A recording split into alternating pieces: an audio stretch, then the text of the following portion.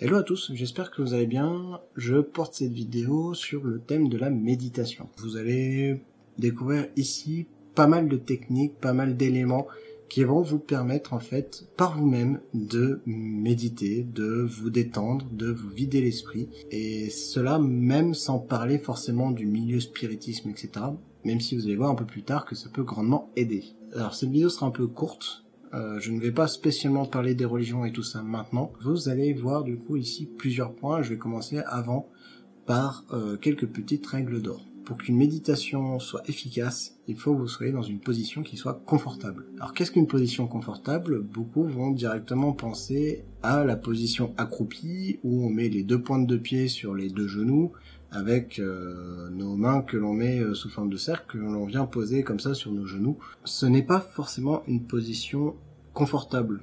C'est une position de méditation. Si vous en avez l'aisance, etc., ça peut effectivement aider de vous mettre dans cette position-là. Mais par contre, si vous débutez le milieu de la méditation, je ne vous conseille surtout pas par cette position. Pour commencer, je vous conseille simplement de vous mettre dans une position classique sur laquelle vous êtes fréquemment et qui va vous permettre en fait d'être dans une position de repos. Certains vont s'allonger. Moi personnellement, ce que je conseille pour éviter que certains s'endorment ou etc., c'est la position simplement assise où les deux paumes des mains sont posées sur les genoux. Donc ça, c'est la première règle d'or. Deuxième règle d'or qui est importante, c'est que le but de la méditation au départ, c'est de vous vider l'esprit. Vous ne devez penser à plus rien du tout. Il n'y a plus rien qui passe dans votre esprit. Enfin, plus rien. Il peut y avoir un truc ou deux, vous verrez pendant les exercices. Mais les histoires de je dois aller faire les courses ce soir ou dans une demi-heure j'ai rendez-vous à machin ou etc.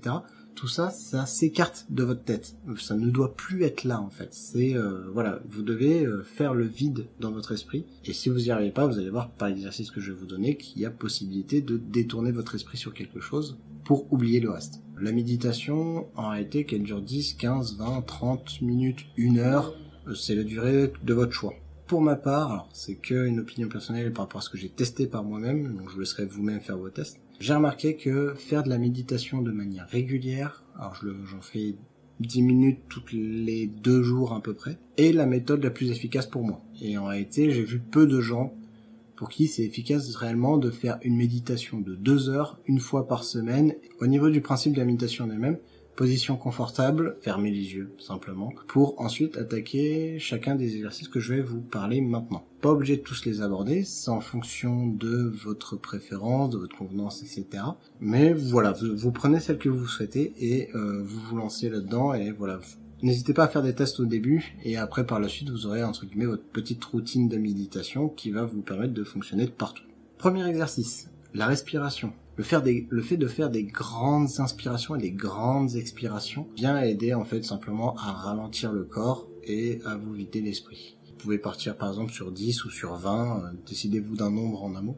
Et lorsque vous êtes lancé, pour ceux qui ont du mal à avoir l'esprit complètement vide, vous vous focalisez uniquement sur votre respiration. Donc si vous êtes en train de faire une inspiration, il faut que dans votre tête, vous voyez que l'inspiration et que vous ayez que ça en pensée, vous n'avez rien d'autre. Et pareil pour l'expiration.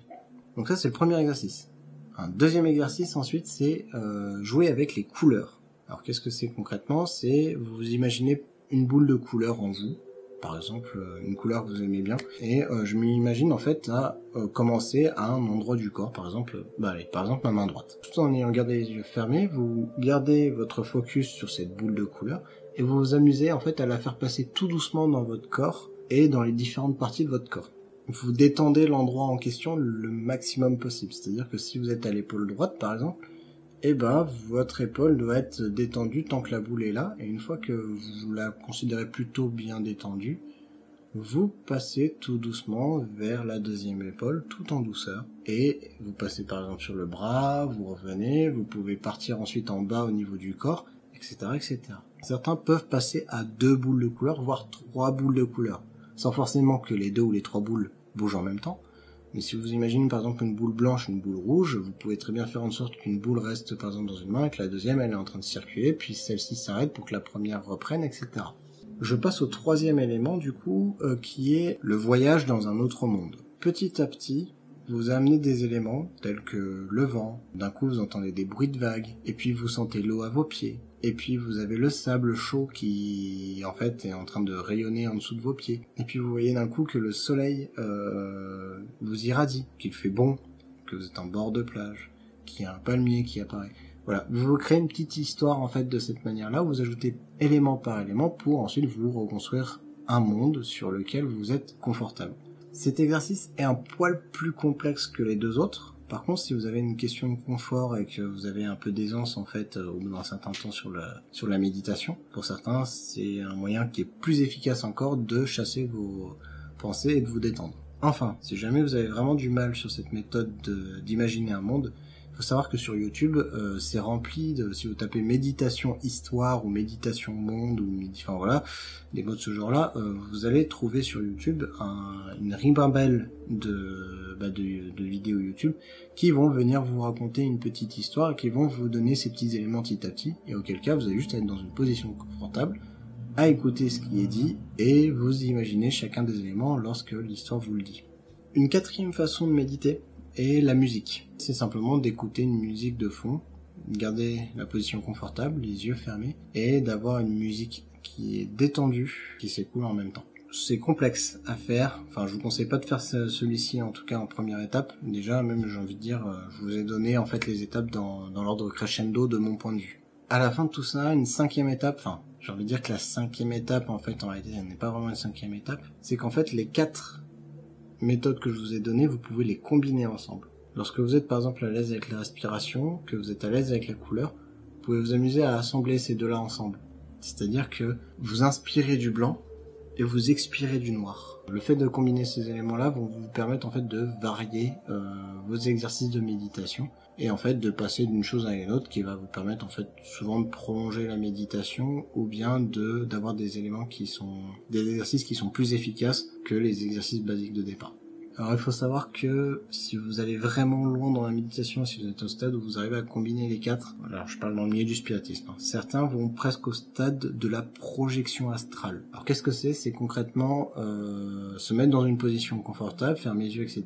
Sauf que on vient imaginer le monde qui est autour de nous, donc imaginez la pièce par exemple où je suis, imaginez comment c'est chez le voisin, pareil derrière, etc. Et au moment où on sort avec des gros guillemets de son corps, on vient du coup se balader à travers les murs comme si on était nous-mêmes un esprit, et on vient se balader à travers les murs, etc. pour aller voir ce qui se passe un peu à gauche, à droite, dans la rue, chez les voisins, etc.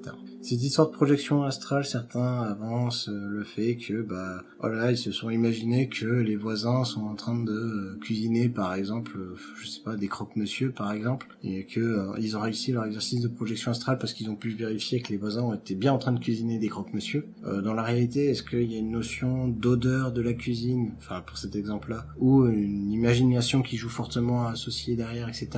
Enfin c'est un milieu encore sur lequel personnellement j'ai encore un poil du mal à distinguer entre imagination et projection astrale, savoir où est la limite entre les deux, s'il y a réellement une projection astrale qui existe de nos jours.